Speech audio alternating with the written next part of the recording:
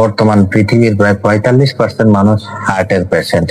কারো হার্টে ব্যথা হয়, কারো বুক বেশি ধরপড় করে, অল্প কাজেই বেশি হাঁপিয়ে যায়। এই যে হার্টের যত সমস্যা, ডাক্তার দেখিয়েও তেমন কোনো একটা রেসপন্স বা তেমন কোনো একটা সমাধান পাওয়া যায় না। আপনি চাইলে ডাক্তারের মেডিসিনের পাশাপাশি কোরআন থেকে একটি আমল করলে আশা করা যায় আপনার বুক ধরপড়ানো বা বুকে ব্যথা, এই ধরনের এই যাবতীয় সমস্যাগুলো আল্লাহ তাআলা হেফাজত করবেন। এই সমস্যাগুলো থেকে আল্লাহ তাআলা আপনাকে মুক্তি দান করবেন।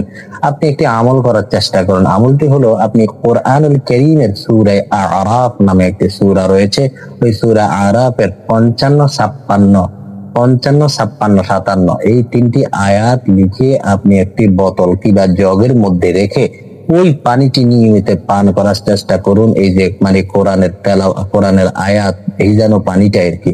পাশাপাশি আপনার বুকের যে পাশে ব্যথা হয়, ডান পাশ অথবা বাম পাশ, ওই পাশে আপনি পকেট বানিয়ে জামার মধ্যে আপনি কোরআনুল কারীমের সূরা আরাফের 55, 56, 57 এই 3টি আয়াত লিখে অথবা কম্পিউটার থেকে আপনি কম্পোজ করে আপনার যেই পাশে ব্যথা হয় ওই পাশে পকেট বানিয়ে কাগজটা পকেটের মধ্যে রাখতে পারেন। এইভাবে কিছুদিন আমল করলে ইনশাল্লাহ আপনার বুকের ব্যথা, বুক ধরপড়ানো এবং অল্পতে হাঁপিয়ে যাওয়া, এই ধরনের সমস্যাগুলো সমাধান হয়ে যাবে ইনশাআল্লাহ।